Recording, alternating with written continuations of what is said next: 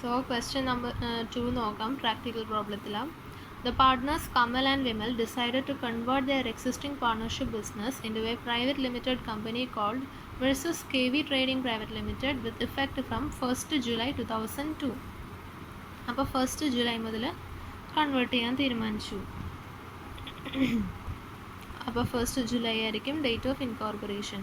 The same books of accounts are continued by the company which closed its account for first term on 31st March 2003. അപ്പോൾ second മെത്തേഡാണ് old books close ചെയ്തിട്ടുള്ളത്. The summarized P&L account for the year ended 31st March 2003 തന്നിട്ടുണ്ട്. Additional information നോക്കാം. The average monthly sales doubled from 1st July 2002. അപ്പോൾ 1st July മുതൽ, അതായത് ഇൻകോർപ്പറേഷന് ശേഷം സെയിൽസ് ഡബിളായി. All investments were sold on 31st May 2002. Investments 31st May 2002 sale ചെയ്തു. ഇവിടെ പറഞ്ഞിരിക്കുന്നത് ഇൻകോർപ്പറേഷൻ 1st ജൂലൈയിലാണ്. സോ 31st May സെയിൽ ചെയ്തു എന്ന് പറയുമ്പോൾ ഇൻവെസ്റ്റ്മെൻറ്റ്സിൻ്റെ കേസ് രണ്ട് കേസും, ഇൻട്രസ്റ്റ് ഓൺ ഇൻവെസ്റ്റ്മെൻറ്റും ലോസ് ഓൺ സെയിൽ ഓഫ് ഇൻവെസ്റ്റ്മെൻറ്റും പ്രീ ഇൻകോർപ്പറേഷനിലാണ് വരുന്നത്. Average monthly salary doubled from 1st October 2002. അപ്പോൾ സാലറി ഡബിൾ ചെയ്തു. The company occupied additional space from 1st July 2002 for which rent of 20,000 per month was incurred. Okay, അതിനെല്ലാം working note വേണം. Bad debts recovered amounting to 50,000. നമ്മളിവിടെ amount എല്ലാം ലാക്സിലാണ് തന്നിരിക്കുന്നത്. So ഇതും ലാക്സിൽ എഴുതാനാണെങ്കിൽ 50,000 ഡിവൈഡഡ് ബൈ 1 lakh ചെയ്യുമ്പോൾ 0.5 lakh കിട്ടും. For a sale made in 2000 has been deducted from bad debts mentioned above. അത് ഭയങ്കര ഇമ്പോർട്ടൻറ്റ് ട്രീറ്റ്മെൻറ്റ് ആണ്. Audit fees pertains to the company, അതായത് കമ്പനിയായിട്ട് ബന്ധപ്പെട്ടാണ് ഓഡിറ്റ് ഫീസ്, അതായത് ഇൻകോർപ്പറേഷന് ശേഷം പോസ്റ്റ് ഇൻകോർപ്പറേഷൻ കോളത്തിൽ മാത്രം വരുള്ളൂ. Prepare A statement showing portioning the expenses. So ഈ ക്വസ്റ്റ്യനിൽ കറക്റ്റായിട്ട് എക്സാമിന് എങ്ങനെ പ്രസൻറ്റ് ചെയ്യണമെന്ന് പറഞ്ഞുതരും. ഫസ്റ്റ് ആദ്യം തന്നെ ടേബിൾ വരയ്ക്കുക. അതിൽ ഹെഡിങ് ആയിട്ട് in the books of KV trading private limited കൊടുക്കാം. Statement showing profit or loss for pre and post incorporation profit for the year ended 31st March 2003 എന്ന് കൊടുക്കാം. ഇനി table number, serial number, particulars, ratio കൊടുക്കണം, total, ratio, pre, post, ഇങ്ങനെയാണ് present ചെയ്യേണ്ടത്. ഇനി ആദ്യം തന്നെ ക്വസ്റ്റ്യനിൽ തന്നിരിക്കുന്ന ഐറ്റംസ് എടുത്ത് എഴുതാം. ഓക്കെ, ഫസ്റ്റ് തന്നിരിക്കുന്നത് ടേൺ ഓവറാണ്. ടേൺ ഓവർ എഴുതാം. സെക്കൻഡ് ടേൺ ഓവറിൻ്റെ amount 240. Second item interest on investment 6. Interest on investment 6. ഇനി ഇവിടെ നമുക്ക് ഒരു റെസിപ്റ്റും കൂടിയും പറഞ്ഞിട്ടുണ്ട്. ബാഡ് ഡെബ്റ്റ്സ് റിക്കവേർഡ് എന്ന് പറഞ്ഞിട്ടുണ്ട്, അതും കൂടിയും കൊടുക്കാം. ബാഡ് ഡെബ്റ്റ് റിക്കവേർഡ്, ഇത് ഭയങ്കര ഇമ്പോർട്ടൻറ്റ് അഡ്ജസ്റ്റ്മെൻ്റ് ആണ്, ശ്രദ്ധിക്കണം. എമൗണ്ട് നമുക്ക് അവസാനം കൊടുക്കാം. ഓക്കെ, ഇത് എ ആയിട്ട് കൊടുക്കാം. ഇനി sub total A. Okay, B set expenses എഴുതാം.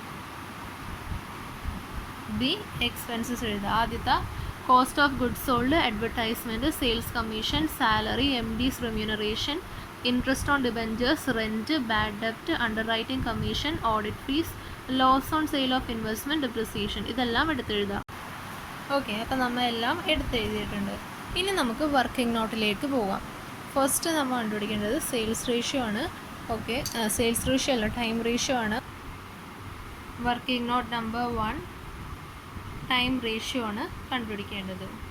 സോ നമുക്ക് ക്വസ്റ്റ്യനിൽ പറഞ്ഞിട്ടുണ്ട് 1st July 2002 date of incorporation, 31st March 2003 books close ചെയ്യേണ്ടത്. അപ്പോൾ പീരീഡ് എന്ന് പറയുമ്പോൾ സ്വാഭാവികമായിട്ടും 1st April മുതൽ 31st March ആയിരിക്കും. ഇതിന് നമുക്ക് രണ്ടായിട്ട് ഡിവൈഡ് ചെയ്യാം. 1st April മുതൽ 1st July എന്ന് പറയുമ്പോൾ പ്രീ ഇൻകോർപ്പറേഷനും, 1st July നമുക്ക് 30th June ആയിട്ട് എഴുതാം. 1st July to 31st March post incorporation.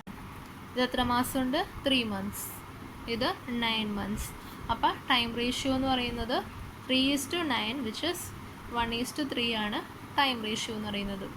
Okay, ഇനി അടുത്തത് അഡീഷണൽ ഇൻഫർമേഷൻ നോക്കാം. The average monthly sales doubled from 1st July 2002. GB ratio was constant. അപ്പോൾ average monthly sales 1st July മുതൽ double ചെയ്തു. Okay, അപ്പോൾ working note number 2, sales ratio 1st July മുതൽ double ചെയ്തു. അപ്പോൾ ഇവിടെ pre incorporation period, post incorporation period. Pre incorporation പീരീഡിൽ X ആണെങ്കിൽ 1st ജൂലൈ മുതൽ ഡബിൾ ചെയ്തു, 2x ആണ്. ഇത് എത്ര മാസമുണ്ട്? 3 months. 3 months into X. ഇത് എത്ര മാസമുണ്ട്? 9 months. 9 months into 2x. 3 into X 3x, 9 into 2x 18x. അപ്പം സെയിൽസ് റേഷ്യോ എന്ന് പറയുന്നത് 1:6 ആണ്. ഓക്കെ, ഇതാണ് സെയിൽസ് റേഷ്യോ. ഇനി അടുത്ത അഡ്ജസ്റ്റ്മെൻറ്റ് നോക്കാം. All investments were sold on 31st May 2012 നമ്മൾ പറഞ്ഞു. ഇവിടെ ഇൻകോർപ്പറേഷൻ എന്ന് പറയുന്നത് 1st ജൂലൈ ആണ്. ഇൻവെസ്റ്റ്മെൻറ്റ്സിൻ്റെ കേസെല്ലാം അതിന് മുൻപ് നടന്നിരിക്കുന്നതാണ്. അപ്പോൾ പ്രീ ഇൻകോർപ്പറേഷൻ കോളത്തിൽ മാത്രം കാണിക്കുകയുള്ളൂ. ഇനി സാലറിയുടെ adjustment. Average monthly salary doubled from 1st October 2002. അപ്പോൾ വർക്കിംഗ് നോട്ട് നമ്പർ 3, സാലറി എത്രാം തീയതി? 1st October മുതൽ ഡബിൾ ചെയ്തു. അപ്പോൾ 1st October മുതൽ 31st March വരെ, 1st April മുതൽ 30th September വരെ. ഓക്കെ, ഇത് എത്ര മാസമുണ്ട്? 6 months ഉണ്ട്. ഇത് 6 months ഉണ്ട്. അപ്പോൾ സാലറി ഡബിൾ ചെയ്തു എന്നാണ് പറഞ്ഞിരിക്കുന്നത്. അപ്പോൾ ഇത് എക്സ് ആണെങ്കിൽ ഇത് 2x ആണ്. അപ്പോൾ 6 into X 6x, 6 into 2x 12x. ഇനി നോക്കാം, ഡേറ്റ് ഓഫ് ഇൻകോർപ്പറേഷൻ എന്ന് പറയുന്നത് 1st ജൂലൈ ആണ്. അപ്പോൾ ഇതെന്തായാലും പോസ്റ്റ് ഇൻകോർപ്പറേഷൻ ആണ്. ഇത് നമുക്ക് ഡിവൈഡ് ചെയ്യണം. 1st April മുതൽ 30th June വരെ പ്രീ ഇൻകോർപ്പറേഷനും, 1st ജൂലൈ മുതൽ 30th September വരെ പോസ്റ്റ് ഇൻകോർപ്പറേഷനുമാണ്. പ്രീ പോസ്റ്റ് ഇത് എത്ര മാസമുണ്ട്? 2 മാസം. അപ്പോൾ 2x, ഇത് 4x. സോറി, ഇത് 3 months, ഇത് 3 months, 3xും 3xും. അപ്പോൾ പ്രീ പീരീഡിലെ സാലറി, പ്രീ ഇൻകോർപ്പറേഷൻ പീരീഡിലെ സാലറി എന്ന് പറയുന്നത് 3 ആണ്. പോസ്റ്റ് ഇൻകോർപ്പറേഷൻ എന്ന് പറയുമ്പോൾ 3 + 12 15 ആണ്. 3:15, അതായത് 1:5 ആണ് സാലറി ഡിവൈഡ് ചെയ്യേണ്ട റേഷ്യോ എന്ന് പറയുന്നത്. അടുത്ത അഡ്ജസ്റ്റ്മെൻറ്റ് നോക്കാം. The company occupied additional space from 1st July for which rent of 20,000 per month was incurred. Okay, 20,000 എന്ന് പറയുമ്പോൾ 0.2 lakh. അപ്പോൾ ടോട്ടൽ റെൻറ്റ് എത്രയാണെന്ന് നോക്കാം. Rent 5.50, rent 5.50. അതിൽ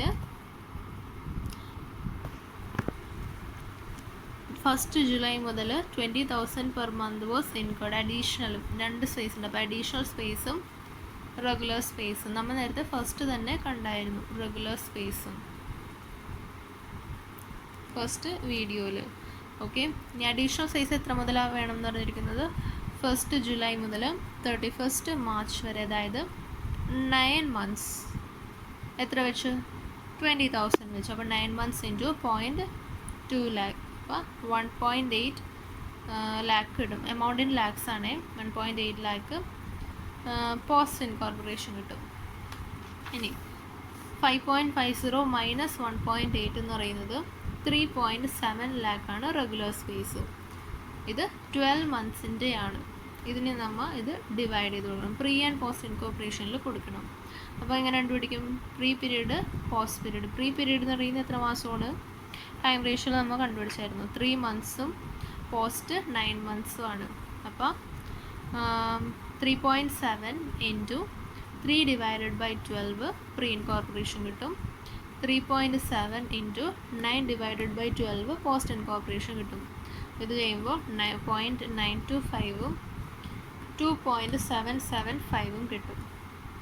ഓക്കെ, അപ്പോൾ ടോട്ടൽ പ്രീ ഇൻകോർപ്പറേഷൻ എന്ന് പറയുന്നത് 0.925ഉം പോസ്റ്റ് ഇൻകോർപ്പറേഷൻ എന്ന് പറയുന്നത് ഇതേ പ്ലസ് ഇത് 2.775 ആയിരിക്കും. അടുത്ത അഡ്ജസ്റ്റ്മെൻറ്റ്സ് ബാഡ് ഡെപ്റ്റിൻ്റെയാണ്. ബാഡ് ഡെപ്റ്റിൻ്റെ ഇമ്പോർട്ടൻ്റ് അഡ്ജസ്റ്റ്മെൻ്റ് ആണ്. ബാഡ് ഡെപ്റ്റ് recovered amounting to 50,000 for a sale made in 2000 has been deducted from bad ഡെപ്റ്റ് മെൻഷൻഡ് എബവ്. ഓക്കെ, അപ്പോൾ ഈ പറഞ്ഞിരിക്കുന്ന ബാഡ് ഡെപ്റ്റ് റിക്കവേർഡ് റെഡ്യൂസ് ചെയ്താണ് കാണിച്ചിരിക്കുന്നത്. അപ്പോൾ നമ്മിങ്ങനെ നോക്കാം, ബാഡ് ഡെപ്റ്റിൽ നിന്ന് ബാഡ് ഡെപ്റ്റ് റിക്കവേർഡ് ചെയ്യുമ്പോൾ നെറ്റ് ബാഡ് ഡെപ്റ്റ് കിട്ടും. ആ നെറ്റ് ബാഡ് ഡെപ്റ്റാണ് ഇതിൽ തന്നിരിക്കുന്നത്. ഓക്കെ, അപ്പോൾ ബാഡ് ഡെപ്റ്റ് റിക്കവേർഡ് എത്രയാണ്? 50,000, 0.5. നെറ്റ് ബാഡ് ഡെപ്റ്റ് എത്രയാണ്? 1. അപ്പോൾ ബാഡ് ഡെപ്റ്റ് എങ്ങനെ കിട്ടും? നെറ്റ് ബാഡ് ഡെപ്റ്റ് പ്ലസ് ബാഡ് ഡെപ്റ്റ് റിക്കവേർഡ് 1.5 ആണ് ബാഡ് ഡെപ്റ്റ് ആയിട്ട് കിട്ടുന്നത്. ഇനി ഇത് നമ്മൾ ഈ ക്വസ്റ്റ്യനിൽ ഫോർമാറ്റിൽ എങ്ങനെ കാണിക്കുമോ നോക്കാം. നമ്മുടെ ഫോർമാറ്റിൽ പോവാം. അപ്പോൾ ഈ 1.5 നേരത്തെ റിക്കവർ ചെയ്തത് നേരത്തെ നമ്മൾ സൈഡ് സ്പേസ് കിട്ടില്ലേ, 0.5 അവിടെ കൊടുക്കുക. ഈ ബാഡ് ഡെപ്റ്റിലെ എമൗണ്ട് 1.5 നമുക്ക് ഇതിലും കൊടുക്കാം, 1.5 കൊടുക്കുക, എക്സ്പെൻസസിലും കൊടുക്കുക. നെറ്റ് ബാഡ് ഡെപ്റ്റാണ് ക്വസ്റ്റ്യനിൽ തന്നിരിക്കുന്നത്, അത് നമ്മൾ എടുക്കില്ല. അതിന് പകരം ഇങ്ങനെ രണ്ടെണ്ണമായിട്ട് സെപ്പറേറ്റ് ചെയ്തിട്ടാണ് കാണിക്കേണ്ടത്. ഓക്കെ, അപ്പോൾ അഡ്ജസ്റ്റ്മെൻറ്റ്സ് ഒക്കെ കഴിഞ്ഞു. ഇനി നമുക്കിത് ഓരോ റേഷ്യോൻ്റെ ബേസിസിലും ഫില്ല് ചെയ്യാൻ പറ്റും. ടേൺ ഓവർ എന്തിൻ്റെ ബേസിസിലാണ് ഡിവൈഡ് ചെയ്യേണ്ടത്? സെയിൽസ് റേഷ്യോയിലും. ഇൻട്രസ്റ്റ് ഓൺ ഇൻവെസ്റ്റ്മെൻറ്റ് എന്ന് പറയുന്നത്, ഇൻവെസ്റ്റ്മെൻറ്റ് നമ്മൾ പറഞ്ഞു പ്രീ ഇൻകോർപ്പറേഷൻ പീരീഡിലാണ്, അപ്പോൾ പ്രീ ഇൻകോർപ്പറേഷനിൽ മാത്രം എഴുതിയാൽ മതി. ബാഡ് ഡെപ്റ്റ് റിക്കവേർഡും പറഞ്ഞിരിക്കുന്നത് has been deducted from bad debts mentioned above, അതും പ്രീ ഇൻകോർപ്പറേഷനിലാണ് പറഞ്ഞിരിക്കുന്നത്. ബിക്കോസ് 2000-ലാണ് ഇവിടെ ഇൻകോർപ്പറേറ്റ് ചെയ്യുന്നത്, 2002-ലാണ്. അപ്പോൾ അത് പ്രീ ഇൻകോർപ്പറേഷൻ പീരീഡ് ആയതുകൊണ്ട് തന്നെ ആ കോളത്തിൽ മാത്രം കാണിക്കുള്ളൂ.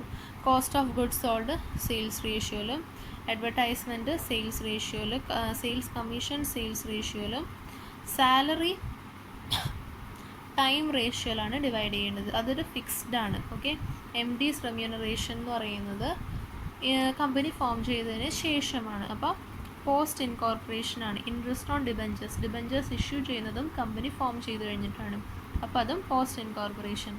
റെൻ്റ് എന്ന് പറയുന്നത് ഫിക്സ്ഡ് ആണ്, പക്ഷേ ഇവിടെ നമ്മൾ ഓൾറെഡി കണ്ടുപിടിച്ചിട്ടുണ്ട്. എവിടെ? റെൻറ്റിൻ്റെ അഡ്ജസ്റ്റ്മെൻറ്റ് പ്രീ ഇൻകോർപ്പറേഷനിൽ 0.925-ഉം 2.75-ഉം. അപ്പോൾ working note number 4 rent, working note number 4 bad debts സെയിൽസിൻ്റെ റേഷ്യോയിലാണ് നമ്മൾ ഡിവൈഡ് ചെയ്യുന്നത്. അതെന്തുകൊണ്ടാണ്?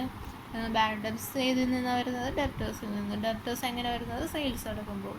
ഓക്കെ, അണ്ടർ റൈറ്റിംഗ് കമ്മീഷൻ എന്ന് പറയുന്നത് കമ്പനി ഫോം ചെയ്തതിന് ശേഷമുള്ള കമ്മീഷനാണ്, സോ അത് പോസ്റ്റ് ഇൻകോർപ്പറേഷനാണ്. ഓഡിറ്റ് ഫീസ് നമ്മൾക്കിവിടെ സ്പെസിഫിക് ആയിട്ട് പറഞ്ഞിട്ടുണ്ട്. Audit fees pertains to the company form ചെയ്തതിന് ശേഷമാണ്, സോ അതും പോസ്റ്റാണ്. ലോസ് ഓൺ സെയിൽ ഓഫ് ഇൻവെസ്റ്റ്മെൻറ്റിൻ്റെ കുറേ പ്രാവശ്യം പറഞ്ഞു, ഇപ്പോൾ പ്രീ ഇൻകോർപ്പറേഷനാണ്. ഡിപ്രിസിയേഷൻ എന്തിൻ്റെ ബേസിസിലാണ്? ഡിപ്രിസിയേഷൻ ഫിക്സ്ഡ് ആണ്, അതുകൊണ്ട് തന്നെ ടൈം ബേസിസിലാണ് ഡിപ്രിസിയേഷൻ അപ്പോർഷൻ ചെയ്യേണ്ടത്. ഇനി നമുക്ക് ഇത് ഓരോന്നും അപ്പോർഷൻ ചെയ്ത് കൊടുക്കാം. അപ്പോൾ നമുക്ക് ഇങ്ങനെ കിട്ടും. ഇത് ടോട്ടൽ ചെയ്യുക, ഇതും ടോട്ടൽ ചെയ്യുക, 3 ഓളം ടോട്ടൽ ചെയ്യുമ്പോൾ സബ് ടോട്ടൽ ചെയ്യുന്ന കൊടുക്കാം. ഇനി ഇതും എക്സ്പെൻസസ് ടോട്ടൽ ചെയ്യുക, എന്നിട്ട് സബ് ടോട്ടൽ ബി എന്ന് കൊടുക്കുക. എയിൽ നിന്ന് ബി കുറയ്ക്കുമ്പോൾ net profit or loss pre ഇൻകോർപ്പറേഷനും പോസ്റ്റ് ഇൻകോർപ്പറേഷനും കണ്ടുപിടിക്കണം. ഇനി അതെങ്ങനെ ട്രീറ്റ് ചെയ്യും? പ്രീ ഇൻകോർപ്പറേഷനിൽ നമ്മൾ നേരത്തെ ഫസ്റ്റ് വീഡിയോ തന്നെ പഠിച്ചു.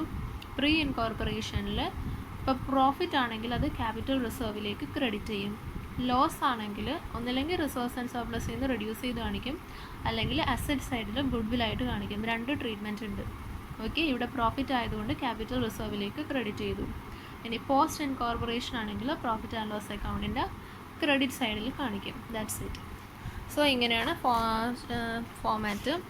ഫസ്റ്റ് നമ്മൾ എന്താ ചെയ്യേണ്ടത്? ആദ്യം തന്നെ സ്റ്റേറ്റ്മെൻറ്റ് വരച്ച് ഓരോ ഐറ്റംസ് എഴുതാം, എമൗണ്ട് ടോട്ടലും എഴുതാം. അത് കഴിഞ്ഞ് പിന്നെ വർക്കിംഗ് നോട്ട്സിലേക്ക് പോകണം. വർക്കിംഗ് നോട്ട്സിൽ time ratio, sales ratio, salary, rent ഓരോന്നും സ്പെസിഫിക് ആയിട്ട് കണ്ടുപിടിക്കാം. ഇനി ഏത് റേഷ്യോൻ്റെ അടിസ്ഥാനത്തിലാണ് ഡിവൈഡ് ചെയ്യണമെന്ന് നോക്കാം.